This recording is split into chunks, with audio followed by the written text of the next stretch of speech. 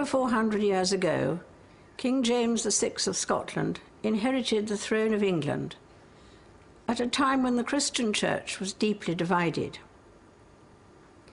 Here at Hampton Court in 1604, he convened a conference of churchmen of all shades of opinion to discuss the future of Christianity in this country. The king agreed to commission a new translation of the Bible that was acceptable to all parties. This was to become the King James, or Authorized Bible, which next year will be exactly 4 centuries old.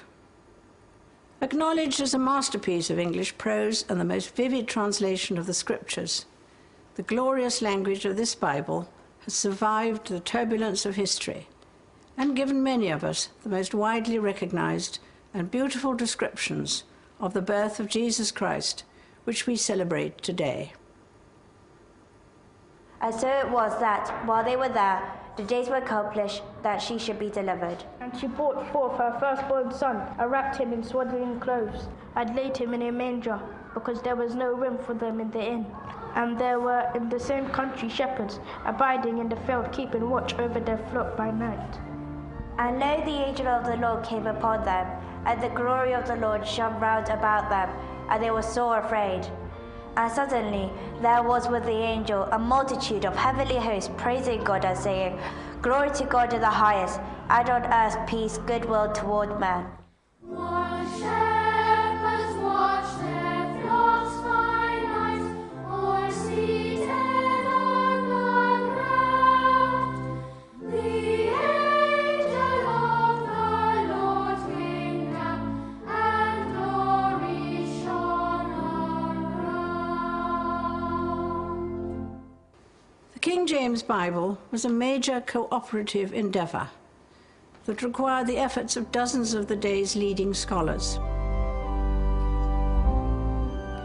The whole enterprise was guided by an interest in reaching agreement for the wider benefit of the Christian Church and to bring harmony to the kingdoms of England and Scotland.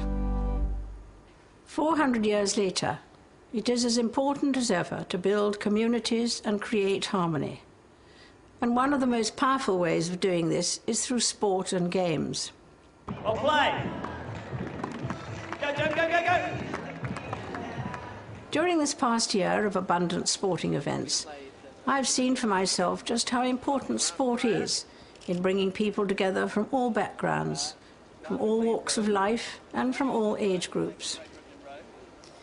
In the parks of towns and cities and on village greens up and down the country, countless thousands of people every week give up their time to participate in sport and exercise of all sorts, or simply encourage others to do so.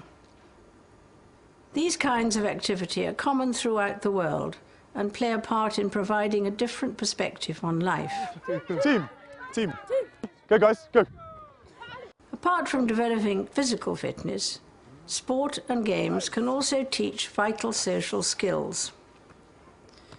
None can be enjoyed without abiding by the rules. And no team can hope to succeed without cooperation between the players. This sort of positive team spirit can benefit communities, companies, and enterprises of all kinds. As the success of recent Paralympics bear witness, a love of sport also has the power to help rehabilitate. One only has to think of the injured men and women of the armed forces to see how an interest in games and sport can speed recovery and renew a sense of purpose, enjoyment, and comradeship.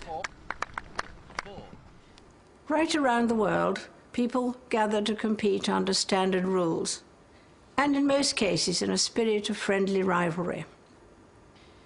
Competitors know that to succeed they must respect their opponents.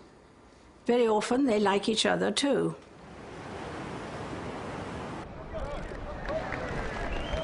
Sportsmen and women often speak of the enormous pride they have in representing their country, a sense of belonging to a wider family.